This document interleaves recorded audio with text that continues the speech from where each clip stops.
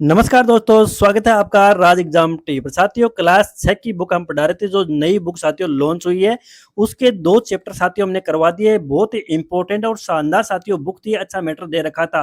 तो साथियों आज जो है अध्याय 3 हम करने वाले हैं और अध्याय 3 का साथियों यहाँ पर जो है नाम क्या है, वो साथियों आप यहाँ पर देख सकते हैं। काफ़ी शानदार चैप्टर साथियों इसमें दे रखे हैं। तो यहाँ पर देखिए, अध्याय 3 इतिहास जानने के स्रोत कौन-कौन से साथियों उनकी चर्चा करने वाले हैं। तो इम्पोर्टेंट साथियों लेसन होने वाला है, चैप्टर होने वाला है। क्लास को अधिक से अधिक शेयर ज़रूर करना है और आपने चैनल को सब्सक्राइब नहीं किया तो चैनल को सब्सक्राइब ज़रूर कर लीजिए। देखिए साथियों यहाँ पर प्राचीन काल के इतिहास के अध्ययन से हमें सभ्यता के क्रमिक विकास का ज्ञान होता है। तो प्राचीन काल के साथियों इतिहास का जब हम अध्ययन करते हैं तो सभ्यताओं के क्रमिक विकास का हमें जो है साथियों ज्ञान होता है। इतिहास जानने के अनेक स्रोत हैं जिन्हें मुख्यतः 2 भागों में विभक्त किया गया है। पहला है पुरातात्विक एवं दूसरा है साहित्यिक स्रोत। ये साथियों आपको याद करना है। उसके बाद में साथियों यहाँ पर सबसे पहले पुरातात्विक स्रोत क्या होते हैं उनके बारे में चर्चा करते हैं। देखिए, प्राचीन काल के वे अवशेष जिनसे हमें स्थान एवं घटनाओं के संदर्भ को समझने में सहयोग मिलता है, उनको पुरातात्विक स्रोत बोलते हैं। साथियों जिनसे क्या होता है, हमें जो है हमें स्थान एवं घटनाओं को समझने की साथियों समझने में सहयोग मिलता है, जानकारियाँ मिलती है, उनको पुरातात्विक स्रोत बोलते हैं। ऐसे स्रोतों में साथियों जैसे अभिलेख हो गया, मुद्रा हो गई, स्मारक हो गया, कलाकृतियाँ हो गई एवं उत्खनन से प्राप्त सामग्री शामिल है। इनमें जो साथियों इनसे तत्कालीन जनजीवन को समझा जा सकता है। पुरातात्विक स्रोत संक्षेप में इस प्रकार है। तो साथियों देखिए, ऐसे आ सकता है कि पुरातात्विक स्रोत कौन से होते हैं। देखिए, जिसमें अभिलेख हो गया, जैसे मुद्रा हो गया, स्मारक हो गया, कलाकृतियाँ या उत्खनन से प्राप्त जितनी सामग्रियाँ साथियों होती है, उन्हीं को पुरातात्विक स्रोत बोलते हैं और इनसे हम जो है उनके उस तत्कालीन जनजीवन को समझ सकते हैं। देखिए, सबसे पहले क्या होता है अभिलेख। तो अभिलेख जो होता है वो क्या होता है उसकी साथियों यहाँ पर देखिए जानकारी लेते हैं। तो यहाँ पर देखिए आप इस चित्र चित्र को देखिए, ये क्या है साथियों, ये तो शिलालेख साथियों यहाँ पर दिखाई दे रहा है। तो यहाँ पर देखिए साथियों, अभिलेख क्या होता है, ये हमें शिलालेखों जैसे पत्थर की पट्टिकाओं, पाषाण शिलाओं यानी कि पत्थर के बड़े-बड़े खंडों, स्तंभों, वनों, गुफाओं की दीवारों, मूर्ति प्रतिमाओं, स्तूपों, मठों, तालाबों, खेतों में खड़ी शिलाओं, ताम्र पत्रों पर उत्कीर्ण किए हुए मिलते हैं। तो साथियों अभिलेख कहाँ पर मिलते हैं, जैसे ये साथियों आप देख रहे हैं, ये शिलालेख है पत्थर की, इस पर साथियों क्या है, ये अभिलेख साथियों लिखा हुआ है। तो इस तरीके से यहाँ पर ऐसे जैसे मान लो पुराने मंदिर है साथियों, तो वहाँ पर इस तरीके से शिलालेख बने हुए हैं। उसके बाद में साथियों आगे चर्चा करते हैं अभिलेखों की उपयोगिता क्या है। देखिए, ये विविध भाषाओं में गद्य एवं पद्य दोनों ही शैलियों में मिलते हैं। इन अभिलेखों में शासक, उनके आश्रित लोगों, रानियों, राजकुमारों, सामंतों आदि के नाम, घटना की तिथियां, शासन कार्यों और आज्ञाओं का उल्लेख मिलता है। साथ ही इनसे तत्कालीन सामाजिक, राजनीतिक, धार्मिक, सांस्कृतिक जीवन आदि की जानकारी मिलती है। प्रशंसा में लिखे गए अभिलेख को प्रशस्ति कहा जाता है। तो साथियों किसी राजा की जो है प्रशंसा में लिखा गया एक अभिलेख होता है, उसको क्या बोलते हैं, प्रशस्ति बोलते हैं। तो ये अभिलेख में साथियों इस तरीके की जानकारियां हमें प्राप्त होती है। उसके बाद साथियों प्रमुख अभिलेख की चर्चा करते हैं कि कौन-कौन से जो है प्रमुख अभिलेख जो है साथियों राजस्थान से संबंधित है। तो ये देखिए, नगरी अभिलेख, कंसवा अभिलेख, गठियाला अभिलेख, किराडू अभिलेख, नानसा और बरनाला यूप स्तंभ लेख, सामोली शिलालेख आदि से राजस्थान की धार्मिक व्यवस्था, यज्ञों के प्रकार, भूमि तथा द्रव्यदान, राजनीतिक सीमा आदि की जानकारी प्राप्त होती है। तो साथियों प्रमुख जो अभिलेख है, जो आप देख सकते हैं, नगरीय अभिलेख, कंसवा अभिलेख, ये सारे साथियों क्या है अभिलेख, इनसे हमें जानकारियां प्राप्त होती है। उसके बाद में साथियों देखिए, उदाहरण स्वरूप गठियाला अभिलेख प्रतिहारों और बिजोलिया शिलालेख जो है चौहानों का इतिहास जानने के महत्वपूर्ण साधन है। चिरवा का शिलालेख रावल समर सिंह के युग की जानकारी देता। तो साथियों यहाँ से जो है ये लाइन जो है वेरी इंपॉर्टेंट होने वाली है। इंपॉर्टेंट साथियों कैसे होने वाली है, आप यहाँ पर देखिए साथियों, प्रश्न आ सकता है कि गुर्जर प्रतिहारों का जो वर्णन है साथियों वो कहाँ मिलता है, तो वो गठियाला अभिलेख में मिलता है। उसके बाद में चौहानों का इतिहास जो है हम कहाँ से जान सकते हैं, कहाँ देखने को मिलता है, तो साथियों बिजोलिया जो शिलालेख है साथियों, उसमें चौहानों के इतिहास का वर्णन किया गया है। तो इस तरीके से साथियों यहाँ से इंपॉर्टेंट क्वेश्चन बन रहा है। एक बन सकता है कि रावल समर सिंह के युग की जानकारी कहाँ से मिलती है, तो चिरवा का शिलालेख साथियों उससे जानकारी मिलती है। साथियों इतनी चीजें आपको ध्यान रखनी है, वेरी वेरी इंपॉर्टेंट साथियों ये है। ये देखिए साथियों, स्मारक जो है बोलते हैं, ये साथियों प्राचीन काल का ये स्मारक साथियों आप यहाँ पर देख सकते हैं। देखिए स्मारक के बारे में जानकारी लेते हैं साथियों, यहाँ पर देखिए स्मारक, तो राजस्थान के विभिन्न स्मारकों में दुर्ग हो गया, जैसे साथियों स्मारक जो है मंदिर वगैरह इस तरीके से होता है, जो दुर्ग होते हैं, किले होते हैं। तो जैसे इनमें चित्तौड़, जालोर, गागरोन, रणथंभौर, आमेर, मेहरानगढ़, तारागढ़, कुंभलगढ़ आदि दुर्ग जो है वो महत्वपूर्ण है। इनके अलावा भवन, राजप्रसाद, जैसे राजप्रसाद किसको बोलते हैं? महलों को बोलते हैं। सार्वजनिक भवन हो गया, स्नानागार हो गया, जनसाधारण के घर हो गए, विहार, मठ, चैत्य, स्तूप, मंदिर, समाधि, बावड़ी, कूप आदि भी क्या होते हैं साथियों? स्मारक के रूप में ही जाने जाते हैं। अब देखिए साथियों, ये हमें तत्कालीन स्थापत्य कला, धार्मिक विश्वास, उपासना पद्धति, मनुष्य की चेतना और समृद्धि का ज्ञान भी साथियों करवाते हैं। निश्चित रूप से साथियों उस समय की जो दुर्ग किले बनाए हुए साथियों, वो जो ऐतिहासिक चीजें साथियों, उनसे हमें बहुत कुछ सीखने को मिलता है। और आगे साथियों अब जो है यहाँ पर मुद्राओं की चर्चा हम करने वाले कि किस तरह की मुद्राएं उस समय थी। देखिए, मुद्राओं अथवा सिक्कों, छापों या प्रतीकों से किसी भी काल विशेष की राजनीतिक, धार्मिक, आर्थिक स्थिति का पता लगता है। मुद्राओं पर अंकित चिन्ह, भाषा, लिपि, सन, संवत, नाम सहित धातु की शुद्धता, नाप तोल आदि से हमें उस समय की समृद्धि आदि का ज्ञान होता है। सिक्के राज्य एवं शासन की शक्ति के सूचक भी है। तो साथियों जो सिक्के बनते थे वो राज्य एवं शासन की शक्ति के सूचक भी उन सिक्कों को माना जाता था। तो इस तरीके से साथियों यहाँ पर आप देख सकते हैं, ये जो है पुराने जो साथियों सिक्के इस तरीके से बनते थे। आज के सिक्के कैसे है वो साथियों आप यहाँ पर नजर डाल सकते हैं, किस प्रकार के सिक्के उस समय साथियों बनते थे। उसके बाद में साथियों यहाँ पर देखिए आहड़, रेड, बेराट, रंगमहल, सांबर साथियों, ये साथी क्या है? ये साथियों जो है इस प्राचीन सभ्यता थी। और यहाँ पर देखिए सुखानियों के उत्खनन से प्राप्त सिक्कों और मुद्राओं से क्षत्रपों, मालव, चौहान, गुहिल आदि वंशों के काल के राज्य शासन, अधिकृत सीमा आदि के बारे में जानकारी उपलब्ध होती है।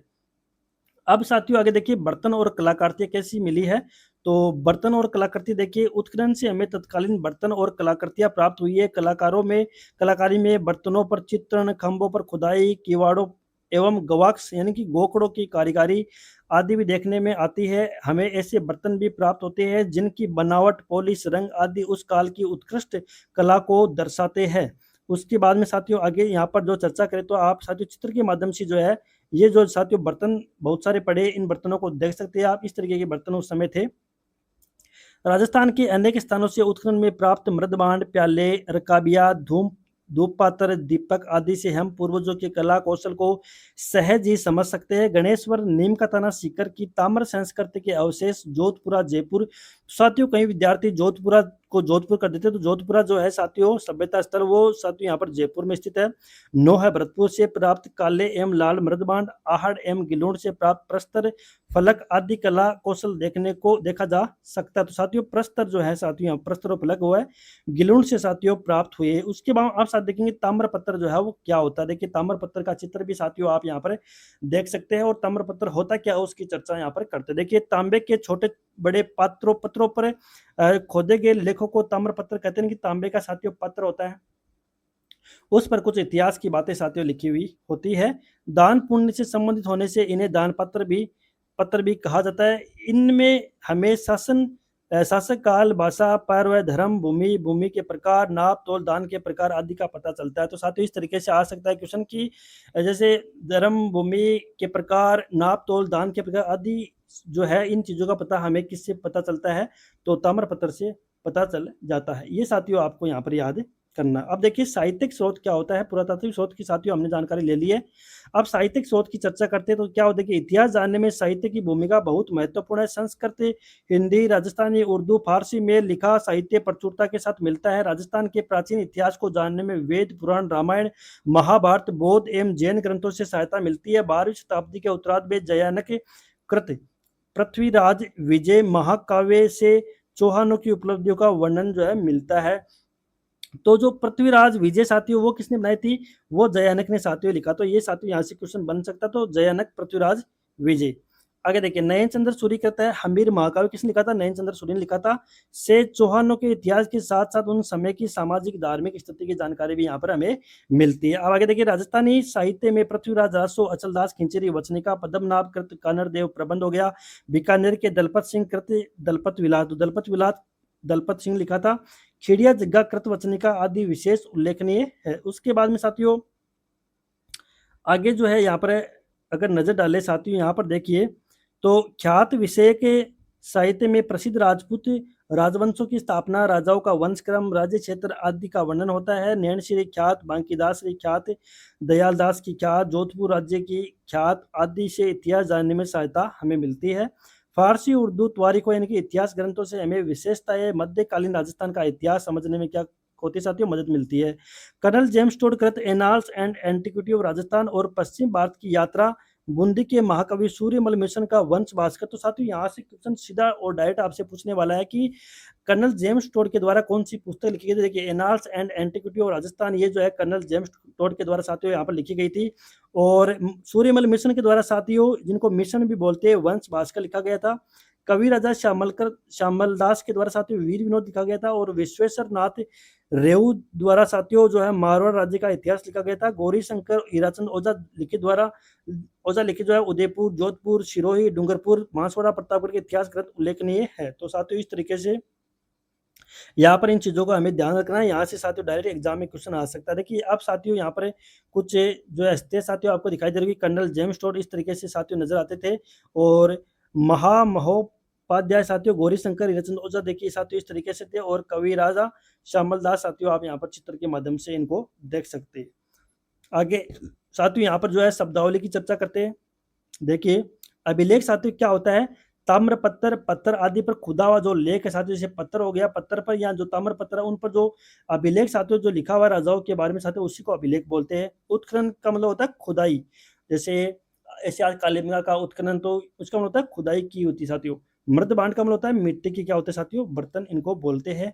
ये मृदबांड होता है, या घड़े भी साथियों इनको बोला जा सकता है। आगे देखिए अभ्यास प्रश्न साथियों ये है। तो ये साथियों यहाँ पर पहला क्वेश्चन है, वंश भास्कर के लेखक कौन है। तो साथियों हमने आपको पूरा चैप्टर करवाया था। अब आपको साथियों कमेंट बॉक्स में क्वेश्चन नंबर 1 का साथियों आंसर आपको लिखना है। और आंसर लिखना साथियों कि वंश भास्कर के लेखक कौन है। तो साथियों 4 ऑप्शन आपके सामने, बांकीदास जी, श्यामल दास जी, सूर्यमल मिशन और दयाल दास जी।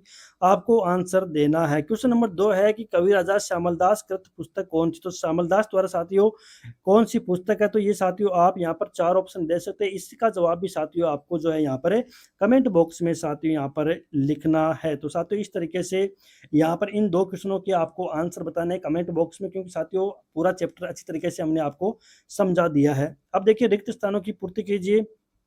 प्रशंसा में लिखे गए अभिलेखों को क्या कहते हैं साथियों, प्रशस्ति बोला जाता है। क्या बोला जाता है, प्रशस्ति साथियों यहाँ पर जो है बोला जाता है। तो ये साथियों आपको यहाँ पर क्या करना है, प्रशस्ति यहाँ पर बोला जाता है।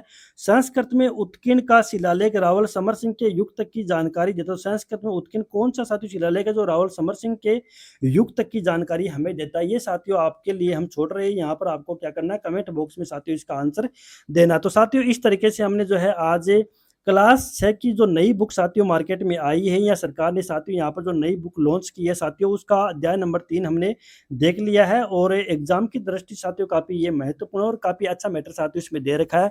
तो वीडियो को साथियों आप अधिक से अधिक शेयर जरूर कीजिएगा। और वीडियो अच्छा लगा तो वीडियो को लाइक कीजिएगा। ताजा अपडेट पाने के लिए राज एग्जाम टीवी को सब्सक्राइब जरूर कीजिएगा। धन्यवाद।